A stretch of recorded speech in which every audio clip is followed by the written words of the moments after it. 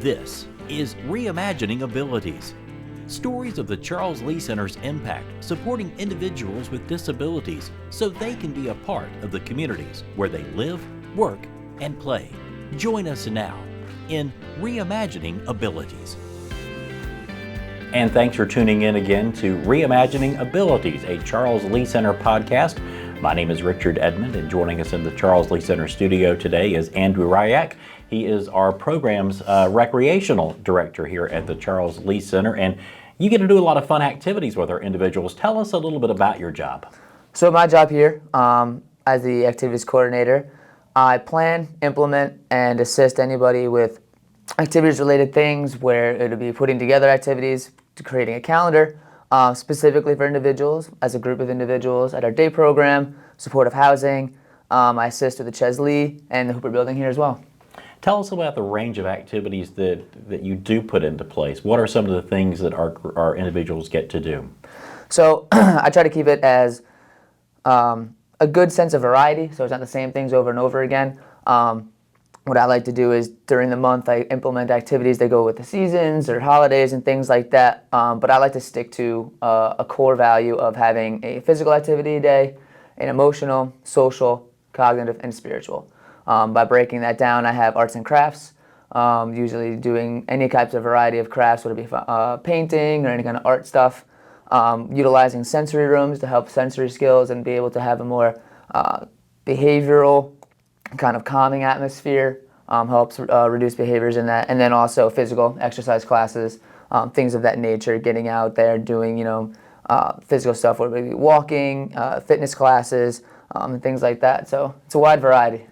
Now, when COVID hit a couple of years ago, how did that impact your responsibilities in coordinating these activities?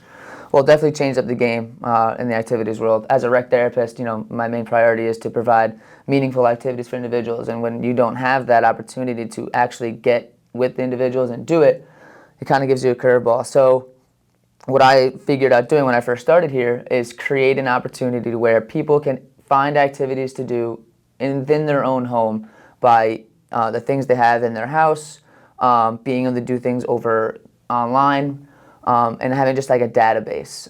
So what I did is create a share page, or basically a website within our the CLC Vault, where people can go find out what's happening in the community, printing off pages to coloring pages, activities you can do at the home, places to go in the community, and being able to just have a opportunity where people can go and utilize activities on a set page that they can do themselves. So what I wanted to do is give my knowledge and put it on a source to where those individuals and the staff can do those same activities we would do here just at home. And I think you got really creative during COVID and started doing some virtual activities with folks. One of those was a tour of the Science Museum. Tell us how you implemented that and how that came to be. So that came to be with the new program that we're doing with the Nucleus, which is kind of basically an iPad. All it does is just be able to basically FaceTime capabilities to where you don't have to physically be at the location of what we're doing. So I've had the idea of, okay, what can we do in the community that people want to do the most and get the most benefit from? So I had the idea of going to the Spartanburg Science Museum, being able to have a tour where I carried a camera, and she would give the spiel of what she was walking through each exhibit, and then that way it was broadcast to the individuals who have the other Nucleus devices. And that was a good thing. Really enjoyed that. That is really incredible stuff. And we've been talking about the use of technology here at the Charles Lea Center. It just shows that even when it comes to activities, you can still tap into that technology and get people involved. What's the greatest satisfaction of your job? Well, as a rec therapist, providing activities that are meaningful, it just puts a smile on people's face. It's that joy that you get from, doing things that are fun, and being able to provide that is definitely rewarding. I mean, the individuals look forward to it every day. I look forward to it every day. So being able to do that is just, it's very good. It feels good. Why is recreation so important? I love that question. So the things that you do in life, your hobbies, the things that you do for fun. I mean, that's the whole point of having joyful experiences. That's what you look forward to as a human being. And being able to figure out how to find what's best for that person when you can either find it together or you might mistakenly find a great new hobby that you do.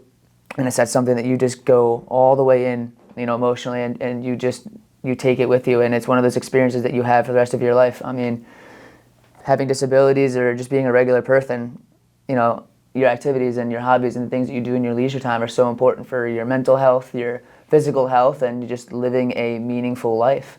And I think that's kind of the best way to put that. There's also a social aspect in this as well. Tell us why that's important. Absolutely. I mean, especially with COVID, that social aspect definitely took a hit. Being with somebody is different than, talking through a screen.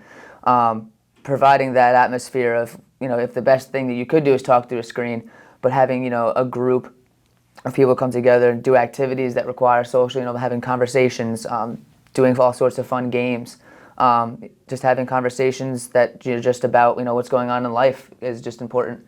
But giving them the space to do that, utilizing technology and stuff like that, if that's probably the next best thing. And a lot of people can get more in touch too. And then if that's COVID like that or another incident like that happens again, we have something to fall back on. You've been working hard. I know. I pass the gymnasium a couple of times a week, and I see that you're gearing up for the Special Olympics competition starting in South Carolina. Tell us about the Special Olympics and the Charles Lea Center's role in that. So this would be my first year kind of being associated with South Carolina's the Special Olympics. I've been in touch with the director, being able to put together schedule and training sessions. So we just finished our first round of training. Our first competition will be in November, so we have time.